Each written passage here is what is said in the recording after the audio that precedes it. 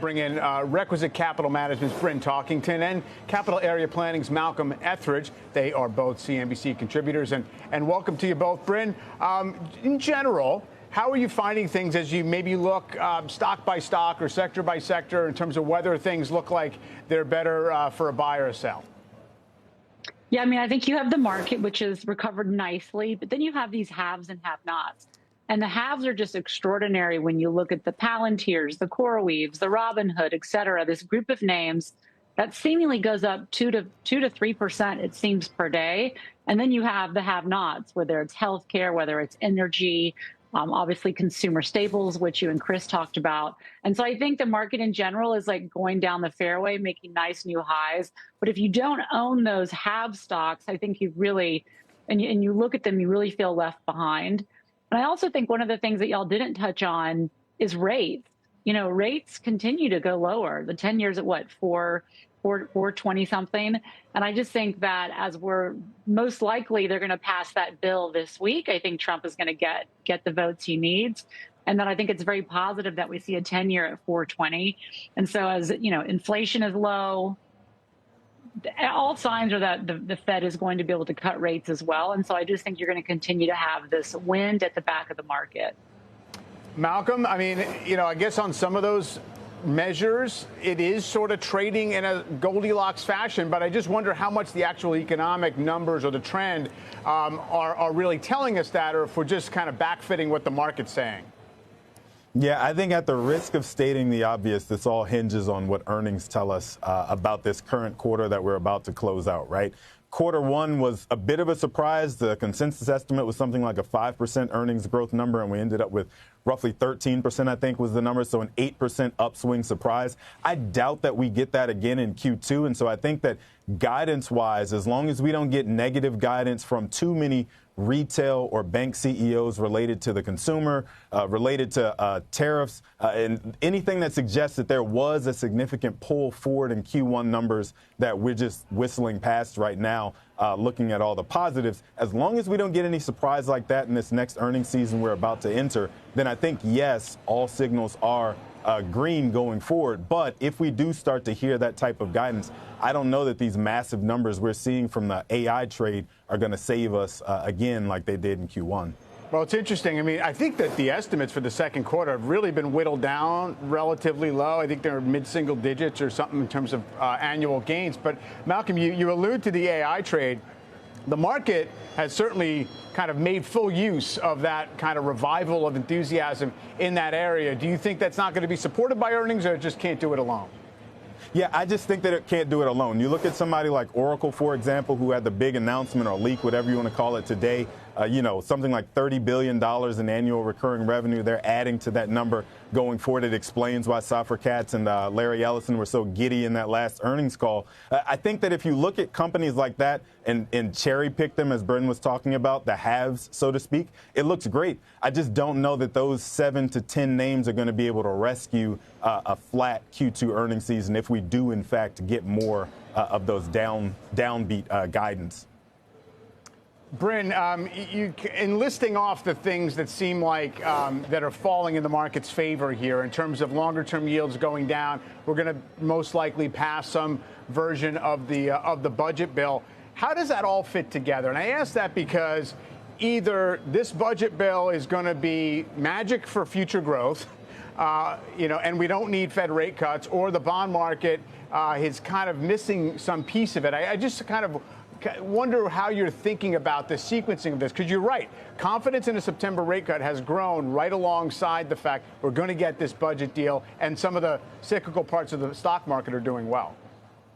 Right. Well, I mean, I think the irony is that if Trump weren't so, dead set on the trade deals, I think we'd already hear from Powell that they would be setting to cut rates, because obviously if Fed funds are at 4.5 and the 10 years at 4.20, the market's signaling that rates are too high on the short end. And so I think after this bill gets passed, I do think, though, that the White House is going to start talking about, and maybe it's in the bill, this deregulation that Secretary Bessent has really spent and President Trump has been talking about, which I think would be very bullish for many sectors.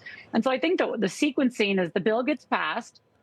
If rates stay low, people are saying, well, we don't have to worry about the deficit this year. Okay. And so the bond vigilantes will have to wait for another day. And I think that the trade talks, or what happens or doesn't happen, is really the biggest outlier that we don't know. But I think ultimately level heads will prevail. And if the economy is still chugging along at 2.5, we get a rate cut. It's hard to see that the market doesn't continue to move higher, with the same winners continuing to take the market with it. All right, we are getting some news right now on Apple. We'll get to Steve Kovac for more on that. Hey, Steve. Hey, Mike. Yeah, take a look at shares at Apple. They're up about over 1% now. This is on a Bloomberg report saying Apple may actually consider using a third-party artificial intelligence system instead of its own next year in order to launch that delayed version of Siri that was supposed to come out this year. They're also, according to this report, Mike, they're looking at Anthropic as a leading contender. Now, there are a lot of different caveats here. This sounds like they're kind of holding on to this option in case they can't get their own AI language model system up to snuff in order to launch by their new target of 2026. And at the same time, they're also, according to this report, talking to these third parties and making sure it can run on their private cloud instead of those clouds from like Amazon, or OpenAI uses Microsoft and things like that. So this could be an answer. Apple looks to partner with someone and license technology instead of building it in-house in order to fulfill that promise of that new AI Siri. You see shares up. They're approaching 2% now. They were in the red most of the day, and also Apple was below that $3 trillion market cap. Now it's back above there, Mike. All right, yeah. I guess they said the magic word. AI, one AI, of those AI, words yeah. is one of the magic ones. Thank you very much. Steve, Malcolm, does this change the story for you at all? Obviously, Apple's been a disappointing performer for a little while here. Yeah, not really. I've been saying for a couple of weeks now that I think Apple probably hit peak pessimism around that flat WWDC, and they were, if they didn't already have something up their sleeve, they were definitely working on the answer in the short term to what the answer to the question of what Apple is going to do around AI to really wow us. But we also know historically Apple likes to own whatever it powers its products with. And so I don't know that a partnership with somebody like an OpenAI, for example, or Anthropic is really going to be the long-term solution. And maybe that's the reason that the shares haven't really popped significantly. It's just a positive swing for them on the day. So I think realistically, Apple still probably has a tough road to go. We're really asking them as investors to figure out a way to reinvent their way out of this rut that they've been in, innovate their way out of this rut. And so I don't think that we've really seen that just yet.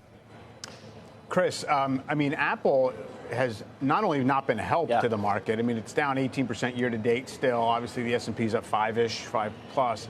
How is it positioned, and what does it tell you that, you know, the second or third biggest stock can just do nothing and the index is okay? Well, I think it's encouraging for the market that the market can do what it's done, even with Apple not involved. I agree with Malcolm on the sentiment front. It feels like we're pretty washed out in terms of attitudes towards Apple. But in our work, it's still a downtrend, still a relative downtrend. So it's going to take a lot more than a good day on a rumor or a headline to really change that view. I do think Bryn touched on a very important topic, though, on the inflation front that I just want to hit back on. You know, when you look at the message of the market from a leadership standpoint, I really struggle to see what Chairman Powell is seeing on the inflation front. There is no sign of it. Materials new relative low, energy new relative lows. We obviously have seen what crude has done over the last 2 weeks. So it's really difficult to say that these risks between growth and inflation are equally balanced when there's almost nothing in the market's viewpoint that says inflation. Yeah, but is the market here. telling you there's a concern about growth? I think if you started to lose 10-year yields, say, under 4%, this is where we got to be a little careful what we wish for. Right. I know everyone out there is craving lower bond yields. Below 4, you begin to say, okay, well, if nominal growth is 5 or 5.5, why is the 10-year rate at 4 or less? Now, that may be a mix of the inflation and the growth side, but 4 is really the line in the sand where I would not want to see the belly of the curve or the long end really drift much underneath that. Yeah. Chris, Bryn, Malcolm, stay with me. We're now going to send it over to Phil LeBeau for more on today's move in Tesla. Hey, Phil. Hey, 5 straight days, Mike, that we've seen Tesla start to give back the advancements that were locked in after the unveiling of the robotaxi launch in Austin. And since then, over the last 5 days, have you seen the stock pull back a little bit? It's become a question of if you are a Tesla bull, is the glass half full? If you believe that, then you'll like the note that's out from William Blair today. Jed Dorsheimer out saying, look, autonomous vehicle technology, specifically the robotaxi and then the cyber cab in the years to come. He believes that by 2040, 30% of the rideshare market will be owned by Tesla, with 60%, near 60% EBITDA margins and up to $250 billion in revenue. Again, that's by 2040. That's the glass half full side of the story if you're a Tesla investor. The glass half empty?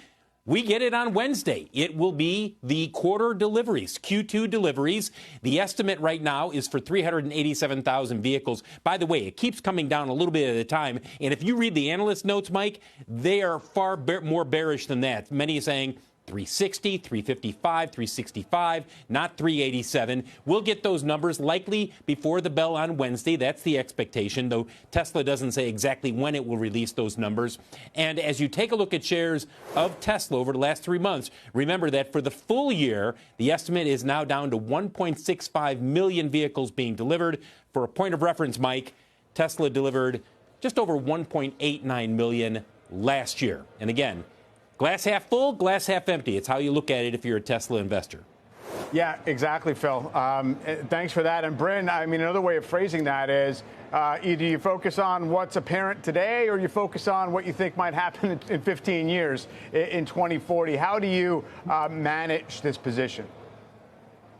Not by looking at 2040. That's way too far out. I think that, have we seen peak? I don't think it's a bull or bear case. I just think you have to look at this rationally. Have we reached peak auto sales? I think that's a real question that you could say in the short term, yes. And really in order of importance, it's China, Europe, and then the US. And I was just in Europe, and there's so much competition there. There's so much competition in China. And so with their business at hand today, you continue to see fundamentals deteriorating. And so I think that investors, just the way I've been doing it, is you can drive a truck through the moves of the stock. And like right now, it's in a trading range around 250 to around 370. And so that's why the options market on Tesla is so large. So I continue to think, you sell calls when it moves up, close them out, wait for it to fall back, buy it, and then just kind of repeat that, rinse and repeat because the unsupervised FSD, I think that last mile is going to take a lot longer. I use it all the time. And so I think investors have to be patient because we're not going to get those new revenue contributors until at least, I think, 2 or 3 years out.